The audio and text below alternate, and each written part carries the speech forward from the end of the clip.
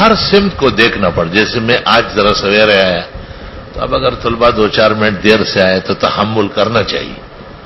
لیکن جب میں کہوں کہ 8 بجے تم نے آنا ہے اور پھر 8:02 پر بھی آئے تو 2 ڈنڈے پکے پکے ہونا چاہیے.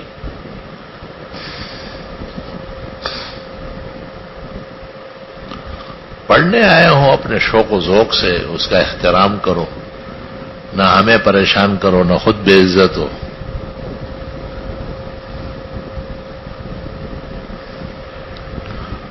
اب ظاہر ہے ناظم صاحب جیسے رحیم کریم وہ تو کچھ کہتے ہی نہیں، وہ کچھ کہتے تو بہت اچھا تھا.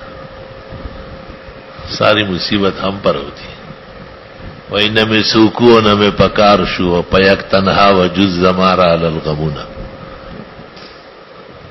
تبھی تو روزانہ کچھ نہ کچھ گڑبڑ رہتی. دل تو ایک لوتڑا ہے خون کا آنسو میں کہیں بہا ہوگا. دل کا کیا کہنا ہے یہ دیوانہ، اس کے کوچے میں پھر لٹایا گیا. اللہ اکبر. کھڑے ہو جاؤ، بغیر پگڑی والا کھڑا ہو جائے. شاباش شاباش شاباش، بس کھڑے ہو جاؤ. بس دیکھیں آج پگڑی نہیں ہے، کل شلوار در رکھ کے آ جاؤ گے. تو اس لیے آپ کو اس کے ادب سکھانے کے لیے پورا گھنٹہ کھڑا کرنا ہے.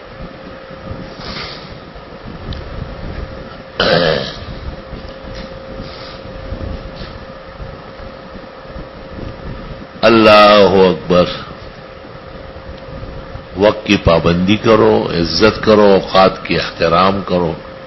آپ کا گھنٹہ 8 بجے لگتا ہے، آپ کو 7:45 بجے آنا چاہیے. 6 بجے جماعت ہوتی ہے، 6:30 تک اشراق بھی ہو جاتا ہے. اس کے بعد 1.5 گھنٹہ موجود ہے. 1.5 گھنٹہ حیدرآباد سے کراچی آدمی پہنچتا ہے.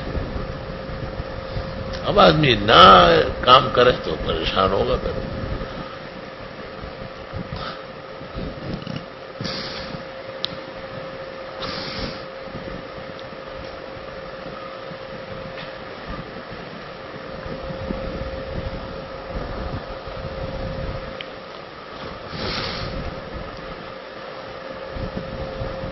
کوشش کریں گے کہ ہم بھی 8 بجے ہی آئیں گے بس. تو آپ بھی 8 بجے سے پہلے ہی موجود رہیں تاکہ نہ خفگان ہو، نہ آپ سے گلہ شکوہ ہو. ناظم صاحب کے گھنٹے کا اور استادوں کے گھنٹوں کا احترام فرض ہے.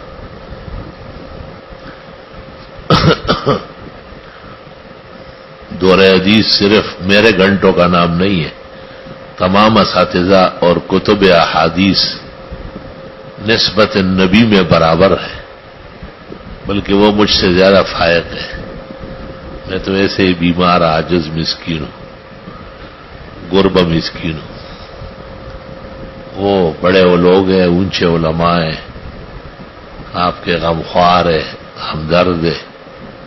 آپ ان کے ساتھ ایسا کرتے ہیں، خفا کرتے ہو. استاد محترم مولانا لطف اللہ سے کبھی کبھی سناتے تھے کہ دور حدیث میں دیوبند میں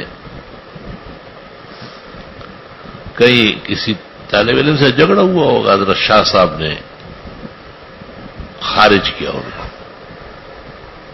تو اس کو یاد کر کے باقاعدہ نماز میں بے ہوش ہو جاتے تھے اور کہتے تھے کہ شاہ صاحب کو تکلیف پہنچی تھی، ورنہ وہ ایسا نہیں کرتے تھے.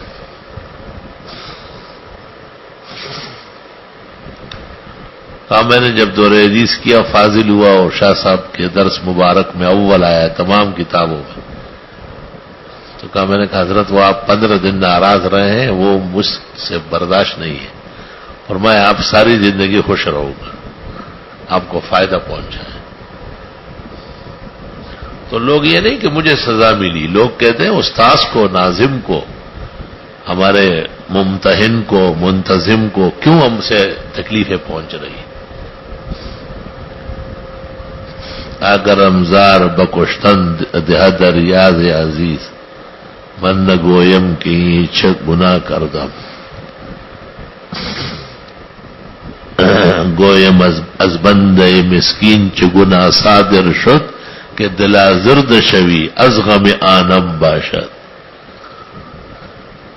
یہ نہیں کہ مجھ سے مجھے سزا ملی، مجھے افسوس یہ کہ آپ کے دل کو صدمہ پہنچ جائے.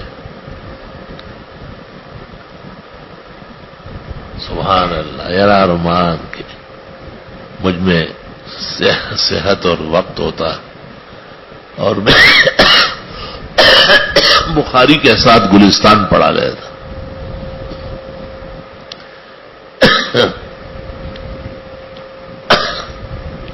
میزبان ہائیڈلن پراتی روانا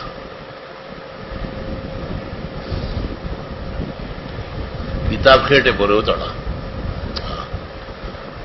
لگا باجش باجمار لگولی کا نا کتاب کھیٹا بانے اتڑا.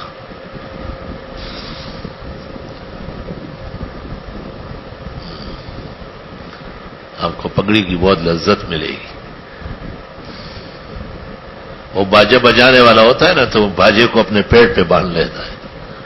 اس کا پیٹ بھی کتاب سے تھوڑا آگے ہے. جگہ اچھی بنی ہے.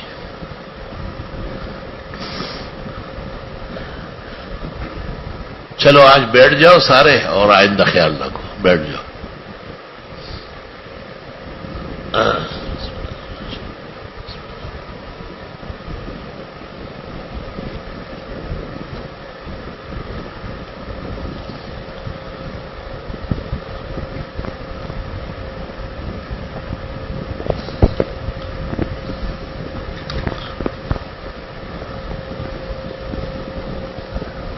جی. بسم الله الرحمن الرحيم. باب في التسمية عند الوضوء. وبه قال حدثنا نصر بن علي وبشر بن معاذ العقدي قال حدثنا بشر بن المفضل عن عبد الرحمن بن حرملة عن أبي ثفال المري عن رباح بن عبد الرحمن بن أبي سفيان بن حويتب عن جدته عن أبيها رضي الله عنه قال سمعت رسول الله صلى الله عليه وسلم يقول لا وضوء لمن لم يذكر اسم الله عليه. وفي الباب عن عائشة وأبي هريرة وأبي سعيد الخدري وسهل بن سعد وأنس رضي الله عنهم.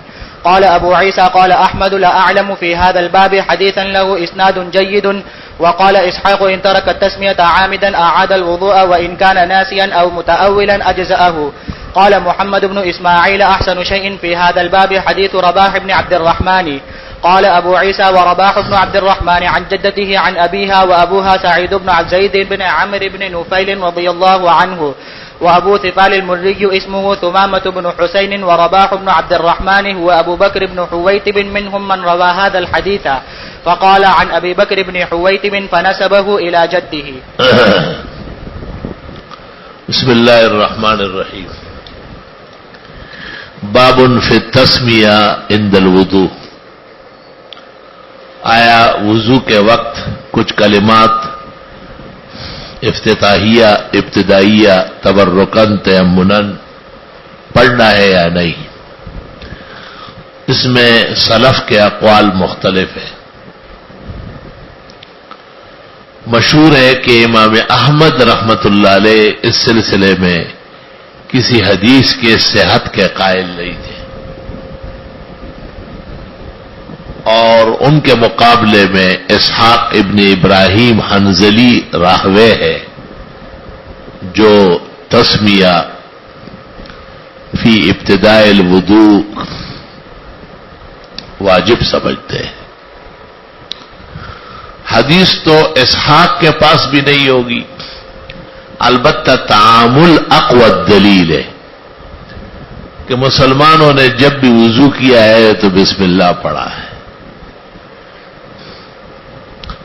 وہ الفاظ یا وہ بسم اللہ کون سا ہے؟ تو لفظ بسم اللہ یا بسم اللہ الرحمن الرحیم یا باسمہ تعالی یا باسمہ الکریم یا باسمہ جل وعلا پڑھا جا سکتا ہے، اور عمومی روایات مستدلات ہیں.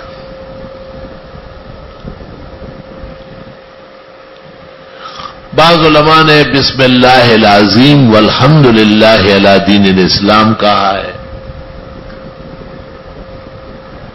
امام مالک رحمت اللہ علیہ سے منقول ہے مالکیہ کتب میں کہ وضو کے ابتدا میں بسم اللہ پڑھنا سنت ہے، لیکن بعض مالکیہ نے استعجاب کیا ہے، تعجب کیا ہے اور کہا ہے، ابو بکر ابن العربی مالکی نے عارضۃ الاحوزی فی شرح سنن الجامع للترمذی میں کہا ہے کہ ہم استحباب کے قائل نہیں ہیں، چجائے کہ کوئی ہماری طرف سنت منسوب کر لے۔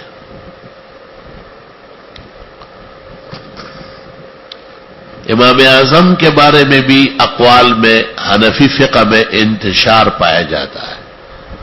استحباب، ادب، سنت تینوں اقوال ہیں۔ علامہ آلوسی نے روح المانی میں اور محقق ابن الحمام نے فتح القدیر کے اندر وجوب کا قول کیا ہے۔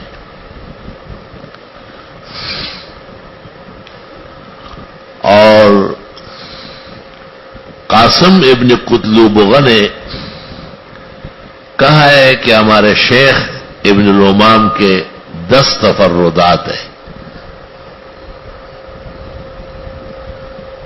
اور قطلبغہ کے اتباع میں احناف علماء نے لکھا ہے کہ ابن الحمام المحقق لا يتابع فيما تفرد من الفقه الحنفی۔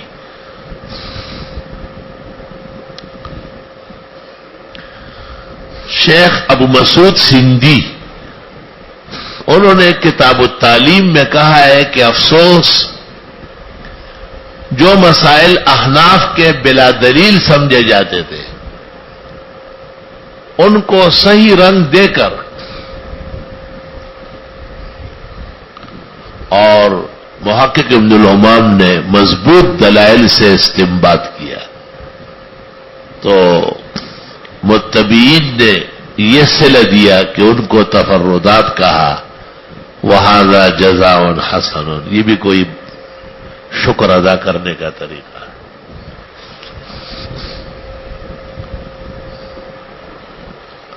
لوگ تفرد اور تحقق کو نہیں سمجھتے۔ تفرد تو معروف موقف کے خلاف کو کہتے ہیں۔ کبھی بھی قرآن و سنت کی کسی آیت یا حدیث پر جس دلیل کا قیام ہو اسے تفرد جاننے والا نہیں کہے گا۔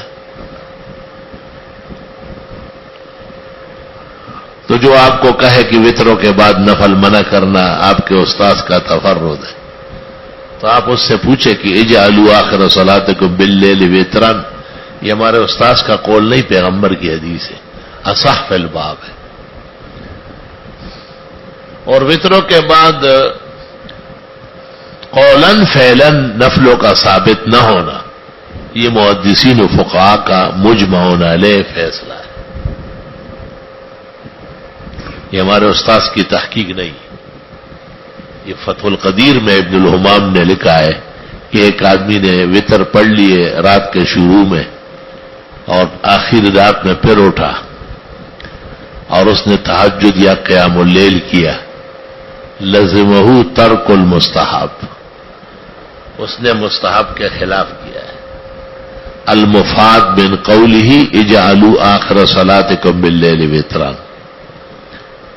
ولا یعید الوطر، وطر دوبارہ نہ پڑھے۔ بعض صحابہ کا خیال تھا کہ اگر نفل پڑھ لیے تو وطر ٹوٹ گئے، سابقہ وطر فاسد ہو، یہ بھی ہمارا قول نہیں، یہ صحابہ و تابعین کا قول۔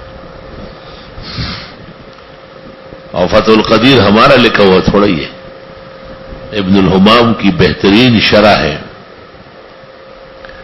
کہتے ہیں جس وقت ابن حجر فتح الباری لکھ رہے تھے تو ابن الحمام فتح القدیر لکھ رہے تھے، تو حافظ ابن حجر سے کسی نے پوچھا تو انہوں نے کہا وہ اشد امرن، وہ مضبوط کام کر رہا ہے۔ فقہ کی شرح بہت مشکل کام ہے، اور پھر ہدایہ جیسی کتاب کی شرح۔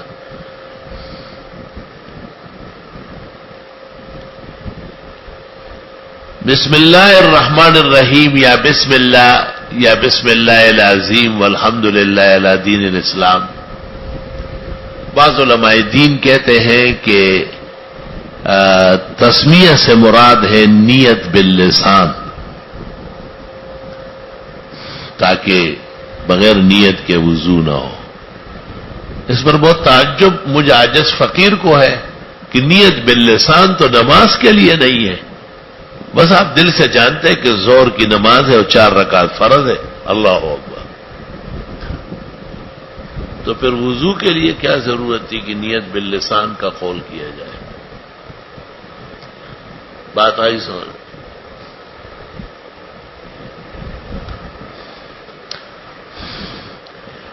اس میں ایک روایت مہاجر ابن قنفس کی آئی ہے. مہاجر ابن قنفس رضی اللہ تعالیٰ عنہ کہتے ہیں میں آیا، حضرت وضو کر رہے تھے، میں نے سلام کیا. آپ نے وضو سے فراغت پر کہا کہ ما کنت رددت علیک الا انی لم اکن علی طہر. میں نے اس لیے جواب نہیں دیا کہ میرا وضو نہیں تھا، اور جب وضو پورا ہو گیا تو السلام علیکم.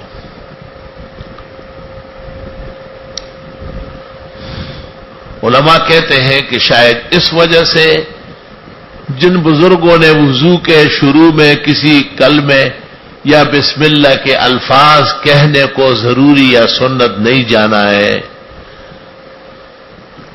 انہوں نے وضو کو تبول یا تغوط پر حمل کیا ہے. حالت تبول یا حالت تغوط میں بسم اللہ ہے کوئی بھی نہیں ہے، باہر ہے.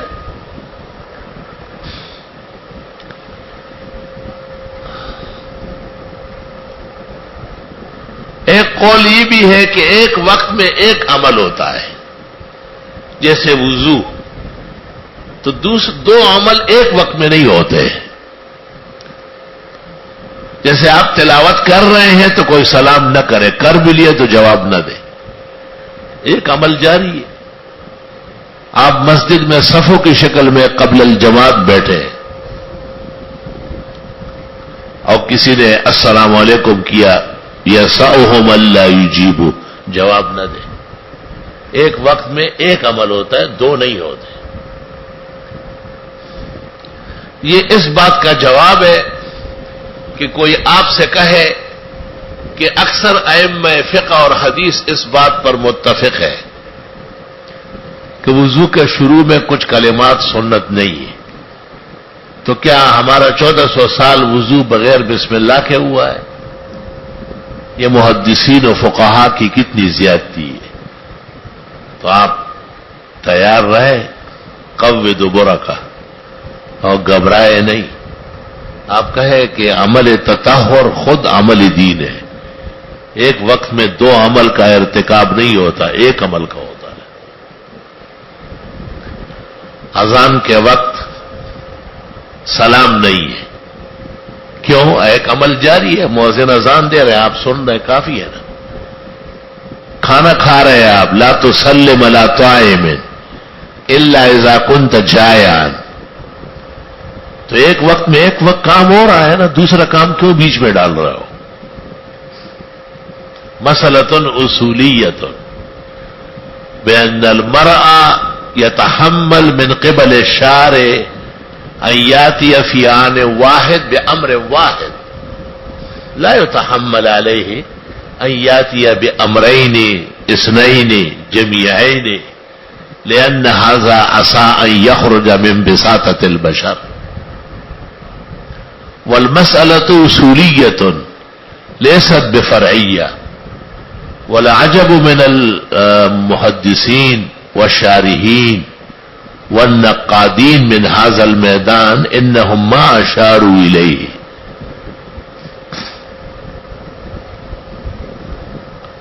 مولوی صاحبان سمجھ گئے؟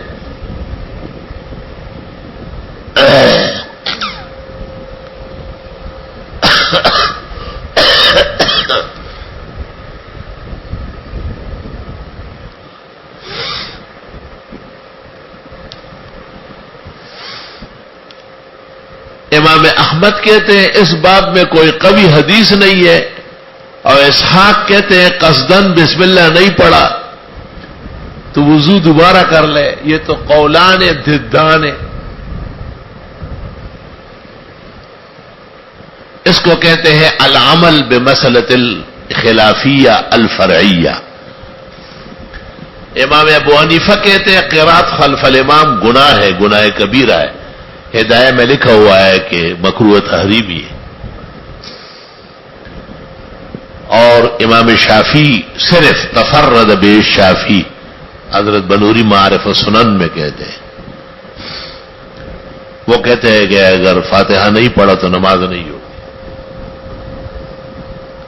تو اس طرح تو ائمہ میں ہوتا ہے، خلاف پایا جاتا ہے.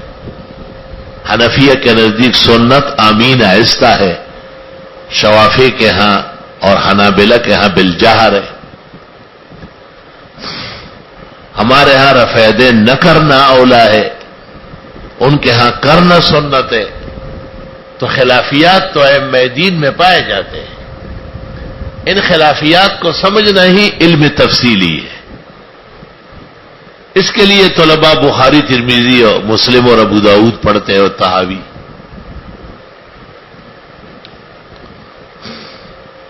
تو یہاں ایک اور مسئلہ پیش آیا، هل يصح الاقتداء خلف المخالف في الفروع ام لا؟ هل يجوز للحنفي ان يصلي خلف الشافعي او يجوز للشافعي ان يصلي خلف الحنفي؟ ففيه 4 اقوال، 4 اقوال. ایک مطلقاً جواز ہے، دوسرا مطلقاً منع ہے.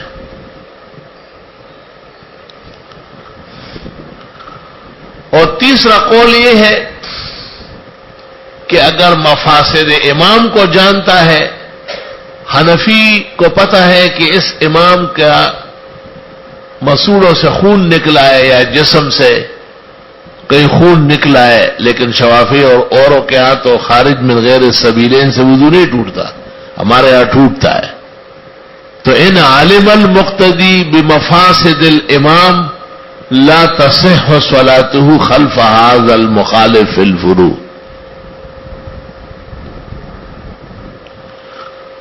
اور اگر نہیں جانتے ہیں یا اس کو کچھ علم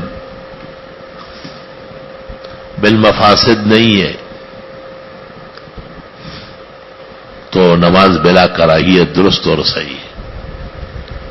حضرت اقدس امام الاثر مولانا انور شاہ صاحب نے ایک عجیب بات کہی ہے، وہ غور سے سنو. وہ کہتے ہیں یہ سب باتیں صرف علم کے درجے میں ہے، حقیقت یہ ہے کہ 1400 سال سے مذاہب اربعہ رائج ہے اور بلا کراہیت کے ایک دوسرے کے پیچھے نماز پڑھتے ہیں. نہ مقتدی نے امام کو ٹٹولا ہے اور نہ امام نے مقتدیوں کو ٹٹولا ہے. ہمیں احتیاط یہی ہے کہ میں حنفی امام ہوں، ممکن ہے میرے پیچھے کوئی شافی، حنبلی، مالکی کھڑا ہو تو میں بس سے ذکر نہ کروں. امتصاص ذکر کے لیے اور اوقات کم ہے. میں شافی یا حنبلی امام ہوں اور میری اقتداء میں احناف بھی کھڑے ہیں تو مناسب نہیں ہے کہ میں خارج من غیر السبیلین کا ارتکاب کروں، کیونکہ ان کے نزدیک یہ تو ایک امر احوط ہے. لیکن لا يجوز للعالم ان يفتي فتوى ويقول انه قد افسد وضوءه بخروج الدم من جسده سوى السبيلين فلا نصلي خلفه. قال مولانا انور شاہ المحدث الفقيه للاطلاق او كالآية من آيات الله ما ذكر احد من العلماء فيما تفسد به الصلاة وما لا تفسد به. کیسی عجیب باتیں کرتے ہیں شاہ صاحب، کہاں سے پکڑ لی؟ کہتے ہیں یہ مکروہات اور مفاسد میں کسی نے بھی نہیں لی. تو جب کسی نے مفاسد میں یا منقوضات میں نقل ہی نہیں کیا ہے تو آپ خواہ کے ایک پیچیدگی پیدا کر رہے ہیں. حضرت فرماتے بلا کراہیت کے مخالف فی الفروع کے پیچھے نماز جائز. مخالف فی الفروع سے مراد ہے ائمہ اربعہ کا متبع، کسی امام کا، غیر مقلد مراد نہیں ہے. تفسیر ساوی علی الجلالین میں لکھا ہے فتفرق بکم السبل، اس آیت کے نیچے کہ وہ خارج عن اہل سنہ والجماعہ ہے، فرقۃ الظاہریہ الذین یدعون العمل بظاہر الحدیث وفی الحقیقہ هم منکر الاحادیث.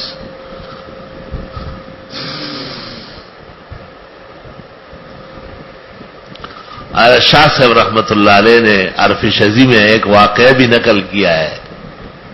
کہتے ہیں امام محمد ابن محمد ابن علی الدامغانی رأس الحنفیہ فی بغداد فی عصرہ، وہ شیراز شہر آئے اور امام ابو اسحاق الشافعی صاحب المہذب واللمع من کبار علماء الشافعیہ، پوچھا کہ مغرب قریب ہے، کون سی مسجد ہے؟ کہا جی ابو اسحاق شافعی کی مسجد ہے.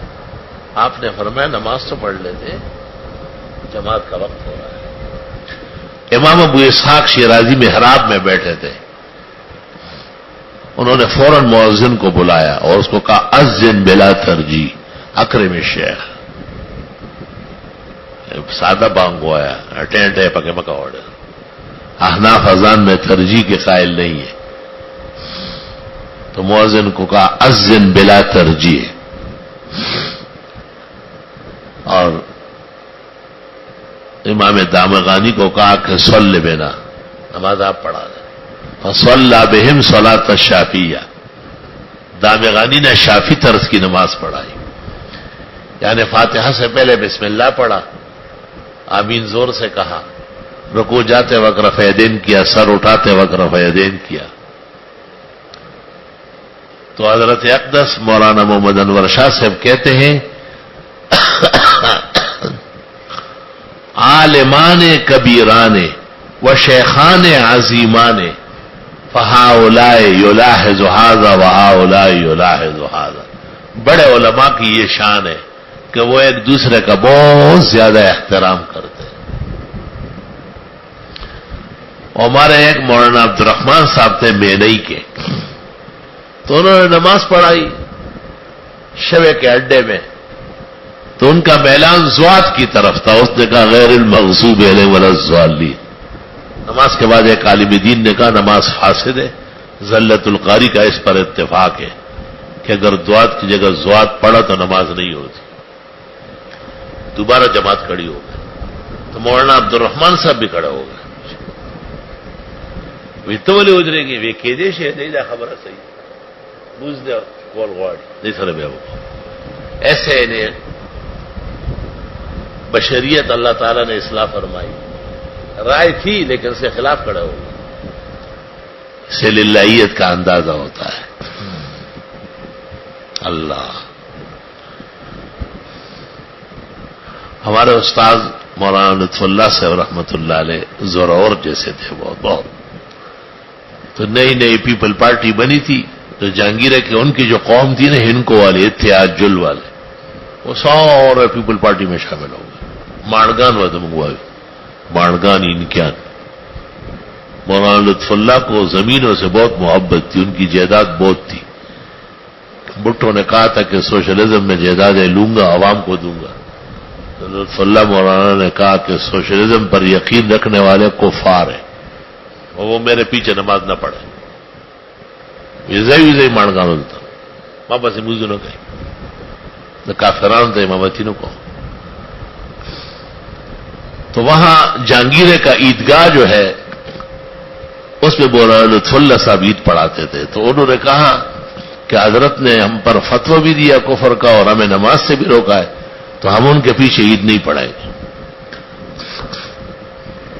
دونوں جہانگیریں اکٹھے ہو کے وہ عید پڑھتے ہیں. تو فیصلہ یہ ہوا کہ اصل عیدگاہ کا امام جو تھا وہ قاضی عزیز الرحمان تھا، قاضی شمس و قمر کا چھوٹا بھائی. اور ان کا قائم مقام مولانا عبد الحنان صاحب ہے. مولانا عبد الحنان ذرا معتدل تھے, وہ فتوے نہیں لگاتے تھے. تو ایک تھانیدار تھا, ارشاد نام تھا اس کا, اس نے فیصلہ کیا کہ بس گاؤں ٹوٹ رہا ہے تو بہتر ہے کہ مولانا عبد الحنان بیان تو ویسے بھی کرتے ہیں تو نماز بھی پڑھا لیں. اس پر دعائے خیر ہو گئی اور دستخط بھی ہو گئے. اب مولانا لطف اللہ صاحب نے بھی دستخط کیے کہ چونکہ گاؤں میں تفرقہ پیدا ہو رہا ہے لہذا مولوی عبد الحنان صاحب نماز پڑھا لیں, اور حضرت نے بھی دستخط کیے. لیکن عید کے دن جب اینڈ نماز کا ٹائم ہوا تو حضرت مولانا عبد الحنان صاحب نے حضرت مولانا لطف اللہ صاحب سے کہا یہ تاسو مہربانیوں کئی موضوع کئی تاسو مخ کی شئی.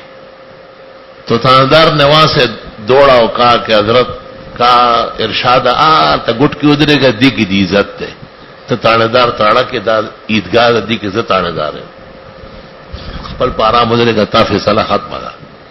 اور حضرت نے بڑے درد سے کہا کہ میں اپنے بزرگوں کو اپنے سامنے بے عزت نہیں ہونے دوں گا. سبحان اللہ. مولانا لطف اللہ نے نماز پڑھائی اور فرمایا جو میرے پیچھے پڑھتے وہ حضرت کے پیچھے پڑھیں گے. ان تمام فتو اور سختیوں کے باوجود حضرت کی نظیر اس زمانے میں نہیں ہے. میں اپنے بزرگوں کو کبھی بھی کم نہیں ہونے دوں گا. یہ بھی حضرت مولانا کے بڑے ریکارڈ واقعہ ہے.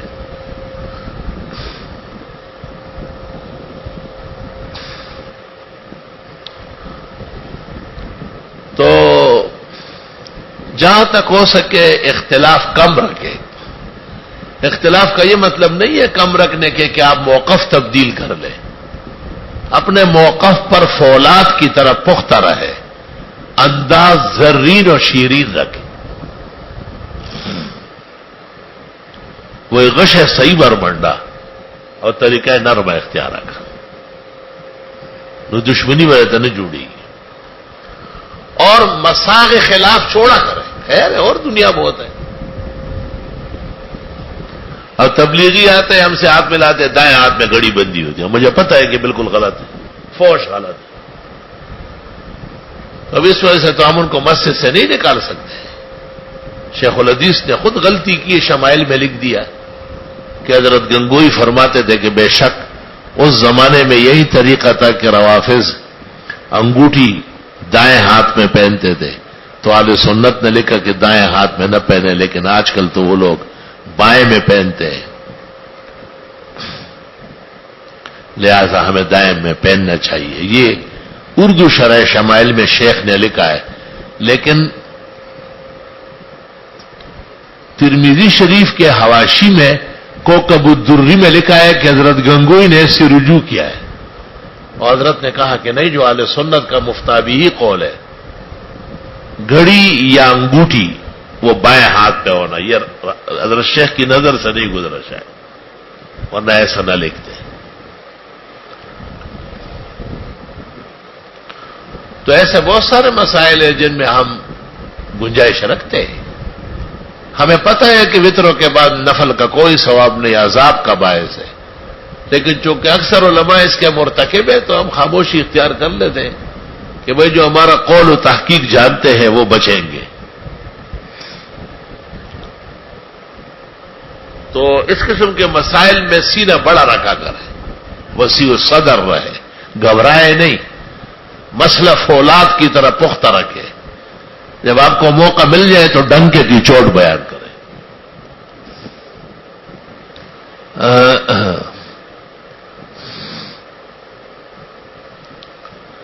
کراچی کے ایک بڑے عالم نے مجھے لکھا کہ آپ درسوں میں بھی اور جمعے کے مواعظ میں بھی اس پر زور دیتے ہیں کہ انگوٹھی یا گھڑی وہ بائیں ہاتھ پہ لگائی جائے, لیکن احادیث بکثرت مروی ہے ترمذی کتاب اللباس میں اور بخاری میں کہ حضرت کی انگوٹھی دائیں ہاتھ میں تھی. آپ ترمذی اور بخاری پڑھاتے ہیں, کیا جواب دیتے ہیں؟ میں نے جواب لکھا. کیا جواب لکھا؟ کدھر گیا وہ نیو کراچی والا فقیہ اعظم کیا جواب دیا؟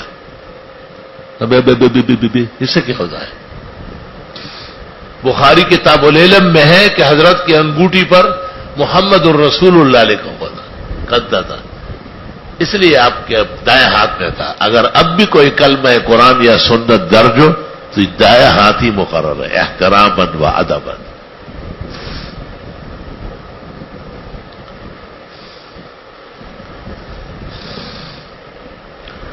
یہاں حضرت مولانا انور شاہ صاحب رحمت اللہ علیہ ایک بحث یہ بھی فرماتے تھے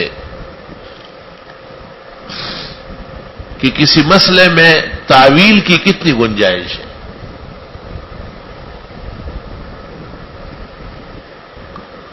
مثلا جلال الدین حقانی جب خوص کا بادشاہ تھا, ہمارے یہاں مہمان تھا تو مجھ سے پوچھا تھا کہ بڑے بڑے اکابر علماء ہیں اور طالبان کے سخت خلاف ہے, ہمیں ان پر قدرت مل گئی ہے تو کیا کریں گے؟ میں نے کہا معاف کریں. بہت خوش ہو گئے, وہ جید عالم تھے, دیر خوشحال سے یار سینے میں یا خوش کہ میں جب کراچی کی مفتی سے اپنے تپوس کو میں نے کہا معاف کر دیں. کیوں؟ یہ نہیں کہ اس وقت کے مجاہدین برحق نہیں تھے, بلکہ ان علماء کی بھی کوئی دلیل و تعویل تھی, اور اسلام میں جب تک شرائع مسخ نہ ہو اس وقت تک تعویل کی گنجائش. اس وجہ سے مولانا رشید احمد گنگوئی نے مولوی احمد رضا خان کو کافر نہیں کہا یا ان کے معتقدین کو, حالانکہ فقہ میں موجود ہے کہ جو کسی نبی یا ولی کو غیب دان کہے, متصرف کہے, وہ اسلام سے خارج اور کافر ہے. لیکن حضرت گنگوئی نے احتیاط کا دامن پکڑا اور فرمایا اس کا اختلاف بھی ہمارے ساتھ تعویل پر ہے, اس لیے اس کو غلط تو کہے, کافر نہ کہے. تفصیل کے لیے فتاوی رشیدیہ اور براہین قاطعہ ملاحظہ ہو.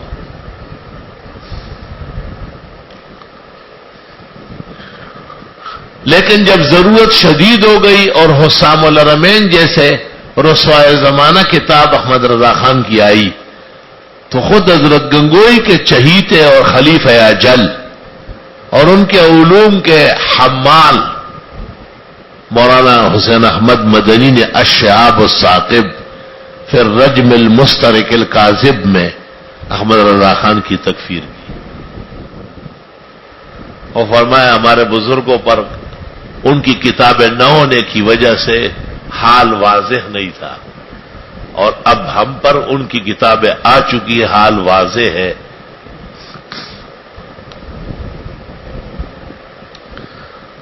کہتے ہیں کہ حضرت شیخ الاسلام نے الشہاب الثاقب میں احمد رضا خان کے ساتھ اور امام الاسر مولانا انور شاہ نے عقیدت الاسلام میں غلام احمد قادیانی کے ساتھ نہایت سخت سلوک کیا ہے, سخت سلوک. اب لوگ کہتے ہیں فلاں متشدد ہے, فلاں تو کیا ہوا متشدد سے کیا نقصان ہوتا ہے, کیا فائدہ ہوتا ہے؟ اشد فی امر اللہ عمر یا ایھا النبی جاہد الکفار والمنافقین آگے ہے واغلظ علیہم رحماء بینہم اشداء علی الکفار.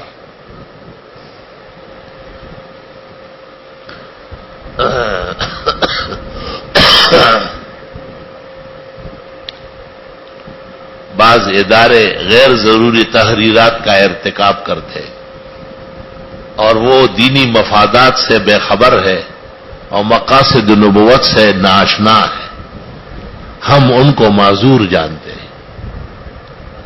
اور فیت میں اندیش ز غوغائے رقیبہ آواز سگا کم نہ کند رزق گدارا.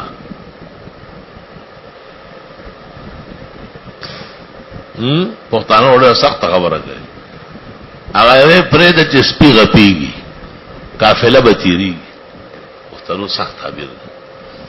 وہ اسپی غپی گی اور قافلہ تیری گی, اسپی نے غاپی گا بس پو سے پورا نہیں مڑی.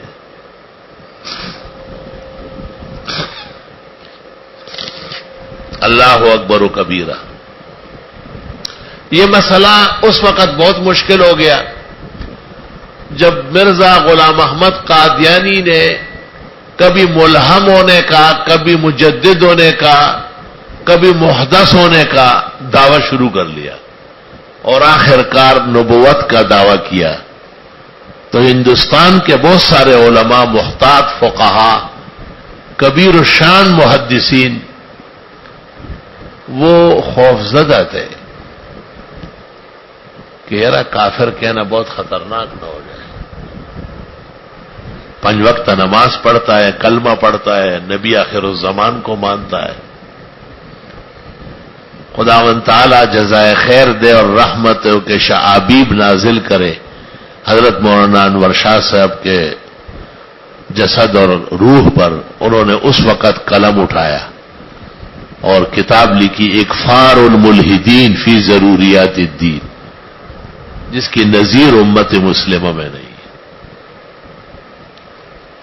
اتنے بس کے ساتھ وہ کتاب لکھی اور پھر استاد گرامی قدر حضرت مولانا ادریس میرٹھی نے اس کا ترجمہ کیا اور شروع میں مقدمہ لکھا ہے.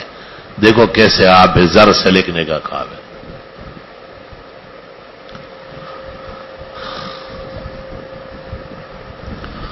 حضرت شاہ صاحب کی کتاب کا مقصد یہ تھا کہ یہ تعویل جو مرزا کر رہا ہے یہ حد کفر کو پہنچا ہے.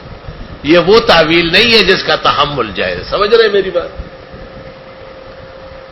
اب ظاہر ہے دونوں قسم کی تعویل دنیا میں آ رہی ہے. یہ بھی ہے کہ احمد کہتے ہیں اس میں کوئی صحیح حدیث نہیں ہے تسمیہ فی الوضو میں، اور اسحاق کہتے ہیں کہ چھوڑ دیا نا تو پھر وضو کرنا پڑے گا. ایک بنا بر اصول حدیث رواں دوا ہے، دوسرا بنا بر تعامل رواں دوا ہے. احمد کا قول کیا ہے؟ بنا بر اصول حدیث لا ارى فيه حدیثا مسندا قویا له شان. اور اسحاق نے کیا کہا ہے کہ تعامل مسلمانوں کا یہ ہے کہ وضو میں کچھ نہ کچھ پڑھتے ہیں. کیوں نہیں پڑھتا ہے؟ مولوی صاحبان میری باتیں سمجھ رہے ہیں؟ تو چونکہ یہاں محامل حسنہ موجود ہے اور نقصان کا کوئی اندیشہ نہیں ہے، تو احمد کی تعویل بنا بر اصول حدیث اور اسحاق راہوے کی تعویل بنا بر تعامل امت دونوں کا مساب ہے. لیکن مرزا غلام احمد قادیانی نے جو دعویٰ کیا، ایک تو اس نے خاتم النبیین کا معنی یہ نہیں کیا کہ آپ کے بعد نبی نہیں آئے گا، کہ آپ کے بعد آئیں گے. دیکھیں ذرا، ختم کو جریان کے معنی میں لیا اور کہا آپ کے لوگ ہوں گے، آپ کے مخالف نہیں ہوں گے، آپ سے مستفید ہوں گے.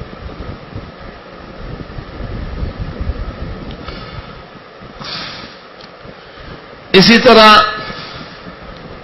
مولوی صاحبان ذرا تھوڑی سی توجہ کر لیں، بہت فائدہ ہوگا. آپ دیکھو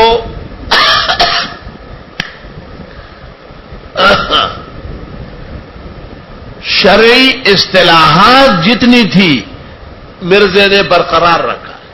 کیا کیا ہے؟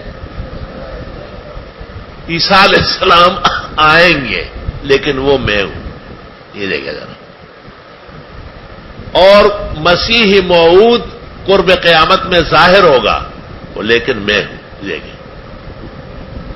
تو حیات عیسیٰ کی احادیث بھی مان لی، مگر خود میں پر حضرت عیسیٰ ابن مریم کا انکار کیا کہ ابن مریم بنا پر شہرت. آپ اس کا عنوان اس طرح اختیار کریں کہ اس نے ختم نبوت کے اصطلاحات اور حضرت عیسیٰ علیہ السلام کی حیات کے اصطلاحات اور ظہور مہدی کی احادیث و آثار ان کو برقرار رکھا، مگر مصداق تبدیل کر لیا. کیا کیا؟ کتنا خطرناک اختلاف ہے. بصد معذرت، بیعت بھی معاف. اللہ وہ دن نہ لائے کہ ہم نفسانیت اور بشریت سے احادیث یا قرآن میں کلام کریں. اللہ ہمیں اتنا غیر نہ بنائے. میرے نزدیک مرزا قادیانی کے بعد دوسرا ارتکاب ان لوگوں نے کیا جنہوں نے بینک کو اسلامی کہا ہے. یہ وہی لوگ ہیں, وہی سبق چل رہا ہے. دیکھو, کفالہ, مرابحہ, تولیہ, شراکہ, مزاربہ, یہ سب ہدایت سے لیا ہے, لیکن اس کو کہاں منطبق کیا؟ بینک پر منطبق کیا. یہ دیکھیں,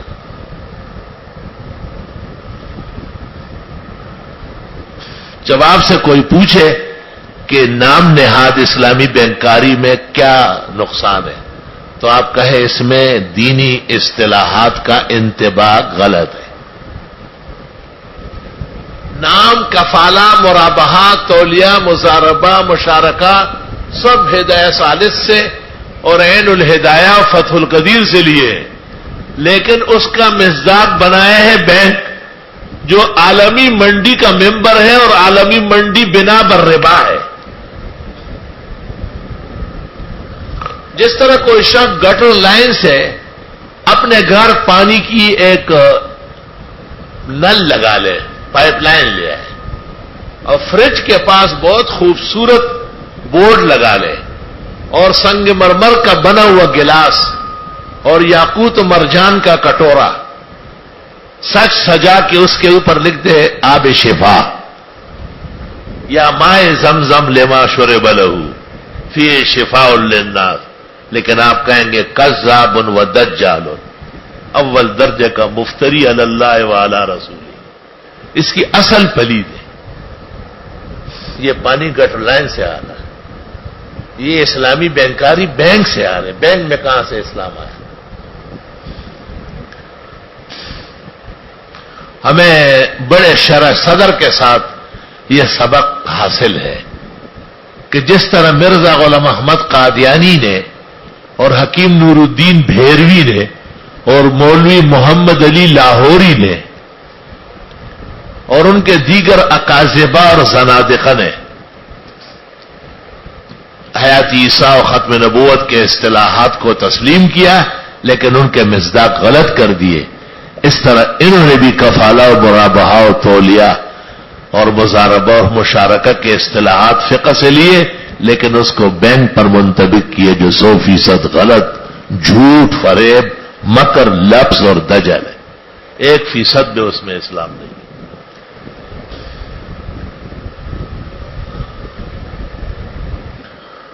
بعض لوگ کہتے ہیں کہ جی بڑے علماء ہیں, ہوں گے, لیکن اس میں تو غلطی ہے. ہمیں تو بڑے اور چھوٹے سے باس نہیں, ہمیں تو مسئلے سے باس. بڑے بڑے علماء تھے وہاں, تبھی تو مرزا اتنا دھڑیلے سے زندہ رہا ہندوستان میں. چھوٹے مولوی تھوڑے ہی تھے. حکیم نور الدین بیروی شاہ اسحاق کا شاگرد حدیث میں, مولوی روشن خان اور مولوی سرور الدین دونوں حضرت مولانا انور شاہ مولانا مدنی کے سال شیخ الہند کے درس میں تھے, اور دونوں مرزا کے مناظر ہیں. جمشید پور کے مناظرے میں یہ دونوں آئے تھے, جس کے لیے مولانا انور شاہ صاحب کو خود دیوبند سے آنا پڑا. آپ نے مولانا شبیر احمد, مولانا اسد اللہ, شیر بیشہ مرتضی حسن اور مفتی کفایت اللہ کو کہا کہ مجھے جانا ہے. آپ مولوی سرور الدین اور روشن خان کو نہیں جانتے, ان کا مکر مجھے معلوم ہے. اور جب ان کو پتہ چل گیا کہ مولانا انور شاہ سے خود آئے ہیں, تو ان دونوں نے کہا, مرزائیوں سے کہا کہ چلو وقتی شکست صحیح, ہمیں بھاگنے دو, کیونکہ انور شاہ صاحب سے مناظرہ جیتنا آسان نہیں ہے. وہ ہمیں بالکل طفل مکتب دکھا دے گا. ساتھ کے پڑے ہوئے اتنے متاثر ہوئے, لیکن ایمان نہیں تھا اللہ کے ہاں ان کم بختوں کے لیے. تو اس سے نہ ڈوبے آپ گمراہی میں کہ جی فلاں بڑا مولوی مشہور ہے, فلاں بڑا شہرت پا گیا ہے, لیکن سب چیزیں جو درج ہے وہ موجود ہے. ایسا اگر کوئی بہت بڑا عالم ہو اور اس کے کپڑے پلیت ہو تو نماز نہیں ہوگی. اگر کوئی بہت بڑا عالم ہو اور قرآن غلط پڑھ لے تو آپ غلط کو غلط کہیں گے. ان کی وجہ سے ہرگز آپ قرآن کو معاذ اللہ درخور اعتنا نہیں بنائیں. اور پھر کتنے بڑے مولوی ہیں, یہ تو ترمذی میں آپ کا فیصلہ ہو جائے گا کہ وہ کیا لکھ رہے اور امام ترمذی کیا کہہ رہے.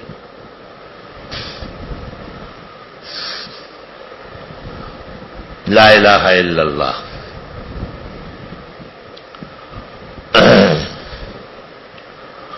یہ علماء دین کا امتحان ہوتا ہے ہر زمانے میں کہ وہ افراد سے متاثر ہے یا اسلام سے متاثر ہے. جن لوگوں نے یہ دیکھا کہ چلو اس بہانے بینک کے قریب ہو جائیں گے, مولویوں کی غربت ختم ہو جائے گی, اور یہ غریب مسکین ہمیشہ 8,000 اور 10,000 پر مہینہ گزارتے ہیں, اب ان کو 1.5 لاکھ اور 2 لاکھ مل رہا ہے, اور اپنے دینی اداروں کے اندر باقاعدہ بینک کے برانچ قائم کی, اتنی جرأت. تو یہ ایک موقف ہے. دوسرا موقف یہ ہے کہ یہ دنیا ہے ختم ہو جائے گی, ہم آخرت کے لیے آئے ہیں. اللہ تعالیٰ ہم سے کوئی ایسا گناہ نہ کرائے جس سے ہمارا انجام خراب ہو جائے. ہم 100% علی وجہ البصیرت ان کی تعویل کو فاسد, قاصد, باطل اور ان کی توجیحات کو یکسر غلط اور ناجائز سمجھتے ہیں.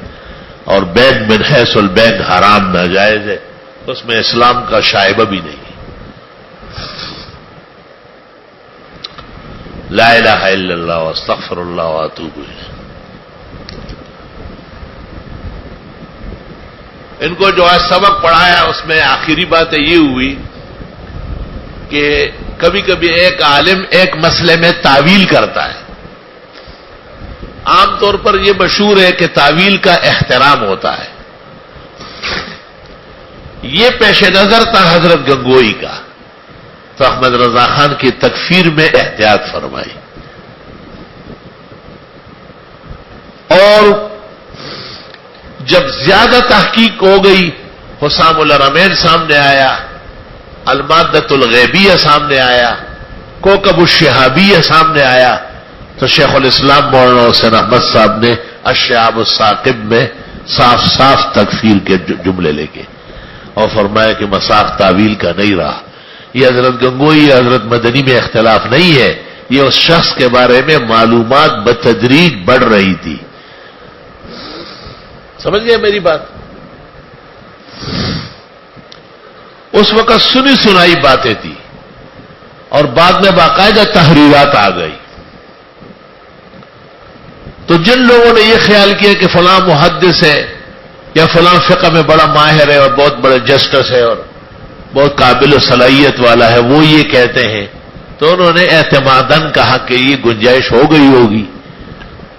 اور جن کو فقہ اور دین پر پورا عبور حاصل تھا اور انہوں نے ان کے تمام کتابیں اور اس بارے میں لکھی ہوئی چیزیں دیکھی, تو وہ اس نتیجے پر پہنچے کہ وہ صرف ہیلے اور تعویل باطل سے کام لے رہے ہیں, ورنہ بینک اپنی جگہ سود کا ڈھیر ہے, گٹر لائن سے زیادہ بدترین ہے. تو ان کو آج یہ ایک اضافہ کیا سمجھانے کے لیے کہ مرزا غلام احمد قادیانی نے جب نبوت کاذبہ باطلہ کا دعویٰ کیا تو اس کے سامنے 2 رکاوٹیں تھیں. ایک حضرت عیسیٰ مسیح کا قرب قیامت میں آنا اور دوسرا امام مہدی کا ظاہر ہونا. تو انہوں نے ان دونوں حدیثوں کو تسلیم کیا, لیکن اس کا مصداق خود بنے, کہا مسیح بھی میں ہوں مہدی بھی میں ہوں. چنانچہ قادیانی کیا کہتے ہیں پتہ ہے؟ حضرت مسیح موعود و مہدی معہود, وہ مسیح جس کا وعدہ ہوا ہے اور وہ مہدی جو ظاہر ہونے والا ہے, اس کا نام اس طرح وہ لیتے ہیں. حضرت صاحب کو یہ کہتے ہیں اکفر الکفار کو, مسیح موعود اور مہدی معہود.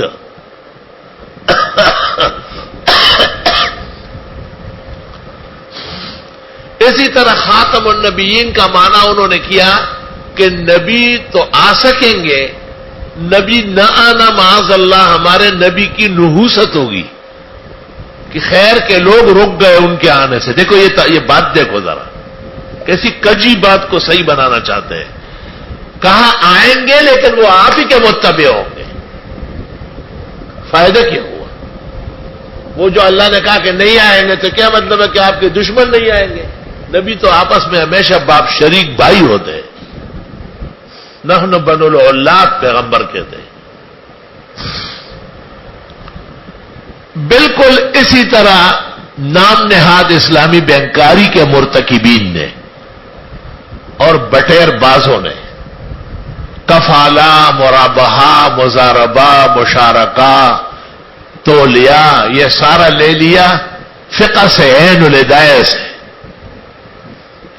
اور فتح القدیر و ہدایہ سے، لیکن اس کا مصداق بنایا بین، جو کسی طرح بھی نہیں بنتا ہے. اس کو کہتے ہیں التاویل الفاسد، التاویل القاصد، التاویل الباطل.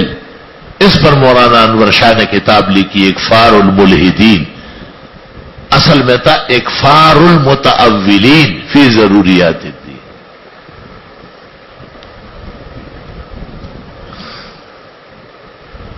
اور ہماری تفصیلی کتاب 775 صفحے کا شائع ہے، بنوری ٹاؤن کی کتاب شائع ہے.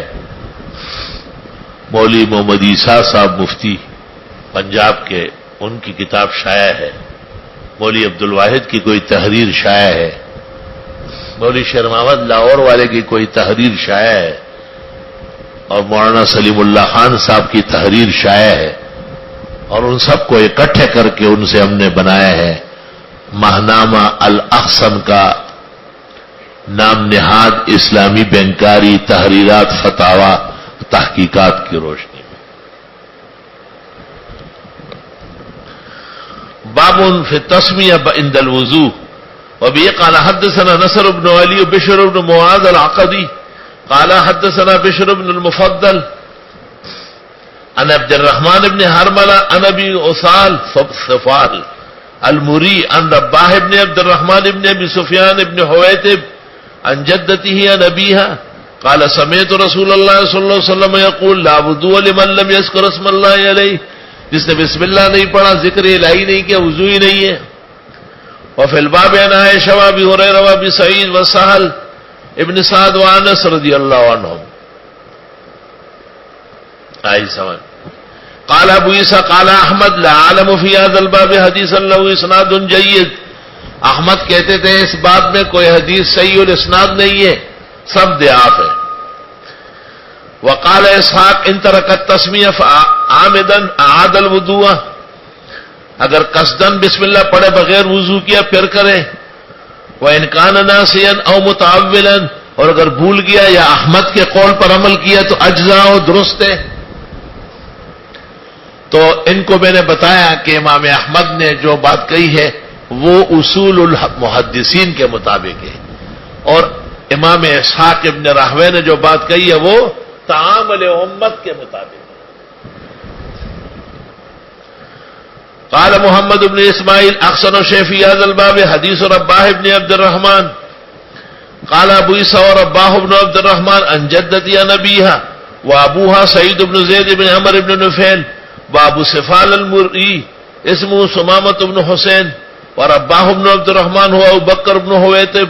منهم من روى هذا الحديث فقال عن ابي بكر بن حويتب فنسبه الى جده. وبهذا القدر نكتفي اليوم ولله الحمد اولا واخرا.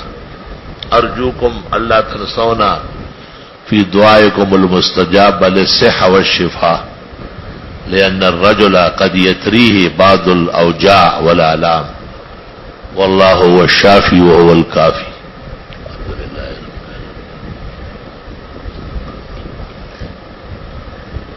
له الملك وله الحمد. نسألك علما نافعا وعملا صالحا.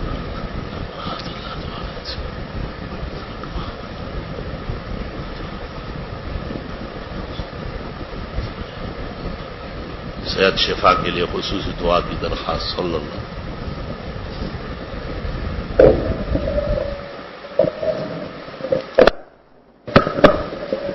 بینک میں پیسہ رکھنا کیسا ہے؟ جائز ہے. بینک والے کہتے ہیں اسلامی برانچ میں سود نہیں دیا جاتا، تو وہ لیتے ہیں نا، سود تو بنتا ہے. آپ نہ لے، وہ لے رہے ہیں.